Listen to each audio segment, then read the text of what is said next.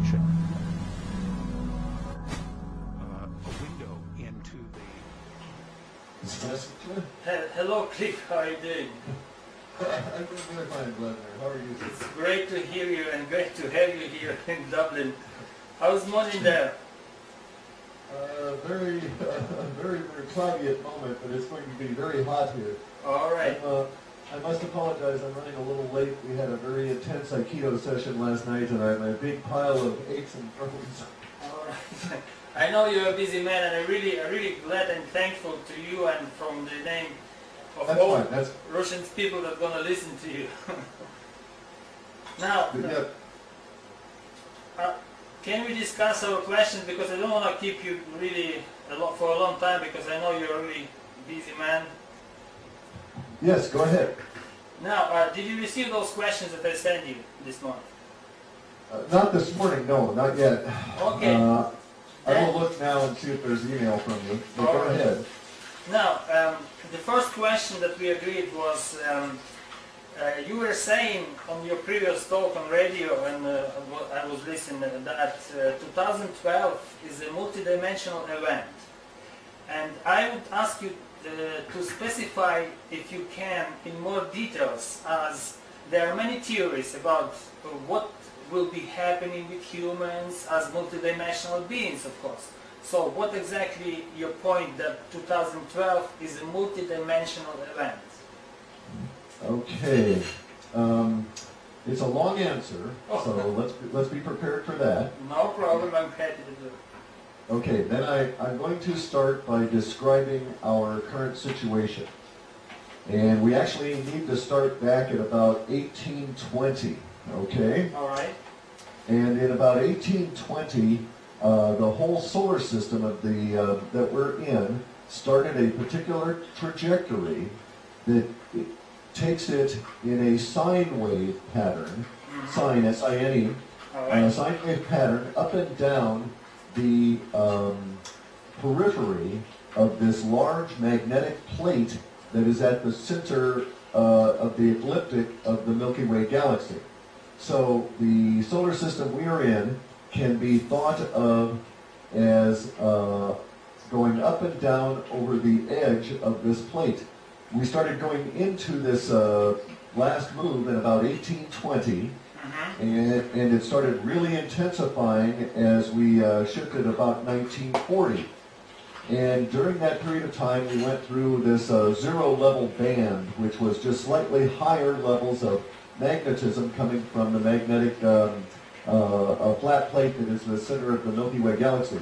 Let me explain that the Milky Way galaxy, whether you think of the black hole theory as being legitimate, or whether you believe in the electric model of universe, either way, an electric spark, let's use that as opposed to the black hole, a giant electric spark created the Milky Way at one point.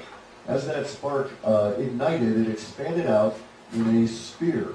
That sphere was highly magnetized. That sphere kept expanding until it was about 4,000 to 5,000 light years across. At that point, that sphere opened holes in the top and the bottom of the sphere, and its north and south pole, so to speak, and gradually collapsed into a thin ribbon of magnetism that now circles the Milky Way galaxy, and to a certain extent is driving the rotation of the Milky Way galaxy. We are passing through that level of magnetism. That magnetism is ever so much more intense than we usually find here on Earth, and we have a cycle that is about approximately between 11,000 and 13,000 years, and within that cycle, at the end of the 11 or 13,000 year period, we take another one of these dips and we go back through this magnetic band. And so we might be thought of as going down through the band now, and between 11 and 13,000 years from now, we'll be coming back up through it, and the Earth will experience just exactly what we're going through now, only on the other side, so to speak. So what we are going into can be thought of as a giant magnetic containment area or vessel or pressurized area of space that is filled with lots of magnetism. This magnetism can be thought of as so large a force that it is pushing down upon and collapsing the various magnetic fields that are within our solar system because they are being overridden or swamped and overwhelmed by the magnetism coming from the Milky Way galaxy. In about 1940, the Germans and the U.S. government, among others, recognized that we had begun a very serious entry into this new area of highly magnetized space. This accounts for the lower magnetic field on Earth, not because Earth's magnetic field is weakening, but rather because it is being overwhelmed by this external magnetism.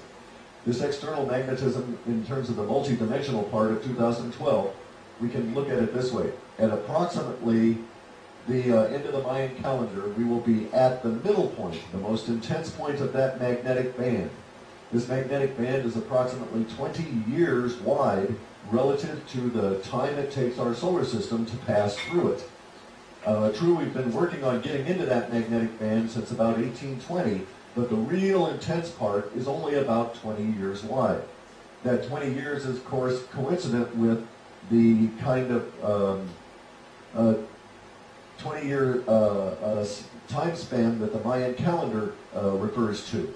The Mayans count in 13 by 20 in terms of their long count and in terms of their regular calendar, and the 20-year 20 number is very significant because that's the width of this magnetic band. Absolutely. So, we now find ourselves a few years into this process, about to come to the middle point of the most intense magnetism. When that occurs, and even now we are feeling the effects, the magnetic effects are so strong that they're dampening the heliopause around our sun. The effects are so strong that they're pushing down on the magnetic fields of all of the planets.